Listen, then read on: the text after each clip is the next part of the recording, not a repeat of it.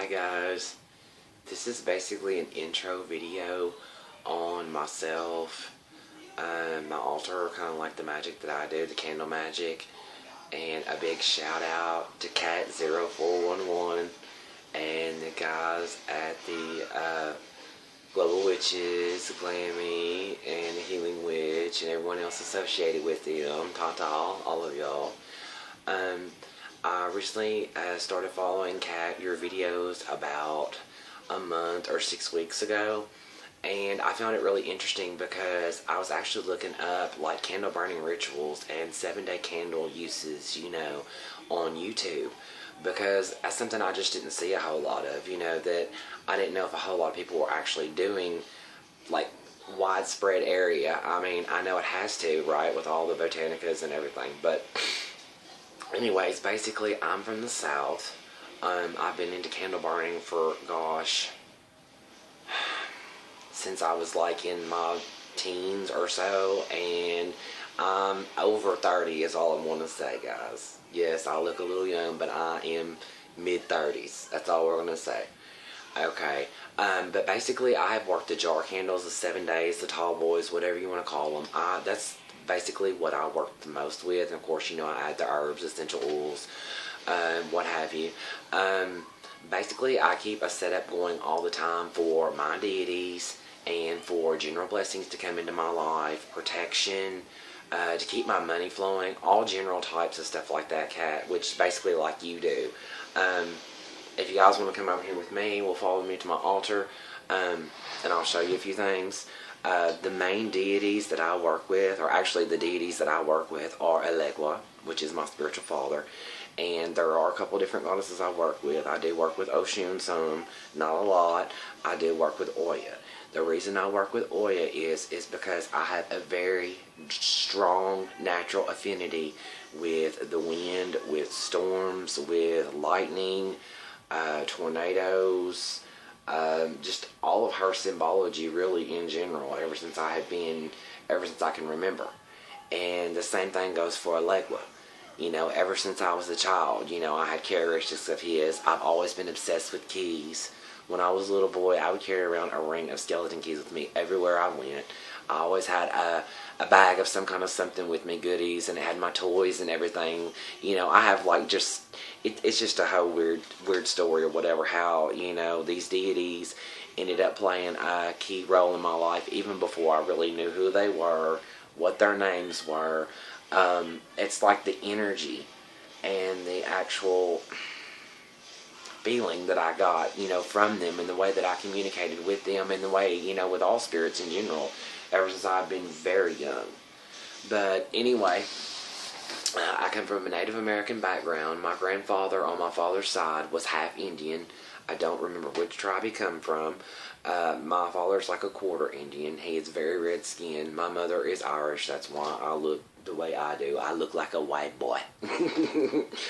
Okay, but all general jokes aside, I've had a lot of experience so far as with, being, even though my family is mainly Christian, I do have a lot of nature and a lot of Indian type background in my family. So therefore, with that said, even on both sides, even only on one side is Indian and the other one's not, I've always been told and taught about the ancestors, that, we stand on their shoulders, if it wasn't for the ancestors of yesterday, we wouldn't be who we are today. The reason that people, my generation, and them younger, the reason they are able to be who they are and what they are and have the advantages they are today is because of their ancestors, so we should always, give thanks and reverence to your ancestors. Kat, I know you were saying that there's a lot of people who don't know a lot about their families. And,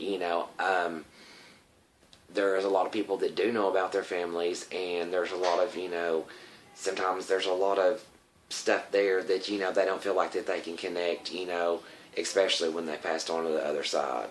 So sometimes, I can understand how that can be difficult for some people, to start to work with the ancestors. But, I guess that's why it was easier for me to be so accepting of different divinities or Orisha head guardians, whatever you guys, want to say about all that. But anyway, yeah, basically for me, my whole life, I've been very sensitive to things. I've always been in tune with what's going on around me, sensitive to energies.